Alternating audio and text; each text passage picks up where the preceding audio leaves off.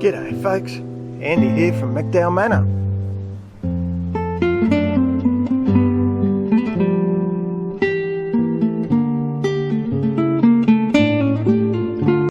This red bush here is a cranberry, let me get back a bit, Cranberry Hibiscus. It's got quite a hibiscusy looking flower, as you can see. Lots and lots of buds and hips. It's meant to be a relative of the rosella. Now, as it turned out, I had to cut back said Cranberry Hibiscus because it was all over the bloody shop. It was all through the back here, reaching up onto the neighbour's roof, so I pulled a lot of that away, I cut it off. You can see some of the evidence left down on the ground here with my handy shears. And then I thought to myself, well, hang on. There's Bob. Hey, Bob. It's a relative of the rosella. I wonder if you can make jam or anything out of it. So, of course, I gathered quite a few hips. I'll give you a look at them in a minute. Which got me thinking, I wonder if I could make a liqueur, a cranberry liqueur out of this.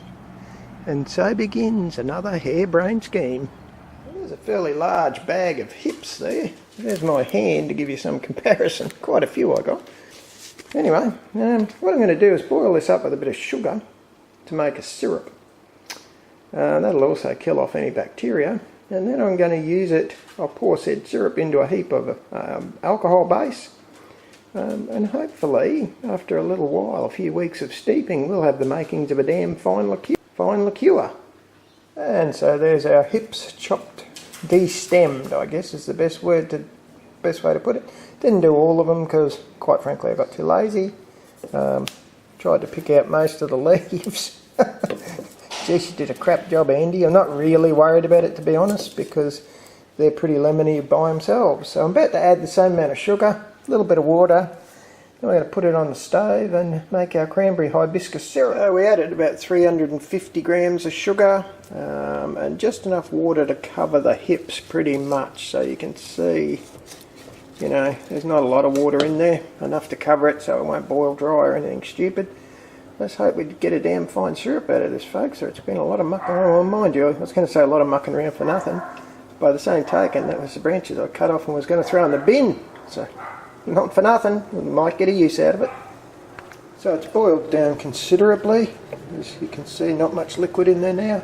I'm going to strain this coffee filter paper here with this funnel. It'll go into that bottle. Then we'll seal it up and put it in the fridge. And probably within about 4 days, I reckon, I'll have a new lot of alcohol base, unflavoured alcohol base come through. So we'll add it to that and steep her up.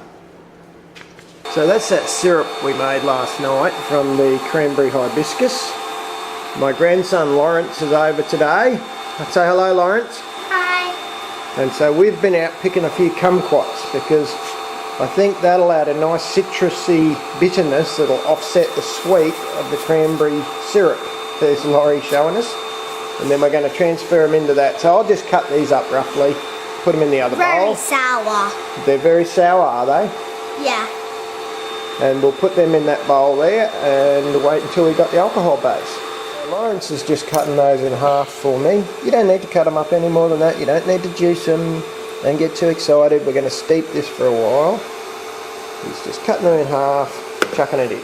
So this is the conclusion of the wolf blood liqueur experiment. You can see I added kumquats and don't know if you can see there's chopped up chilli in there as well. Between the cranberry hibiscus, the kumquats and the chilli, it's produced a really nice brew. Looks quite pretty too, I think. Yeah, you certainly get the little afterbite from the chilli. I wouldn't say it's terribly hot, but you do get the afterbite. So I'm very happy with this one. Would I do it again? Hell yeah!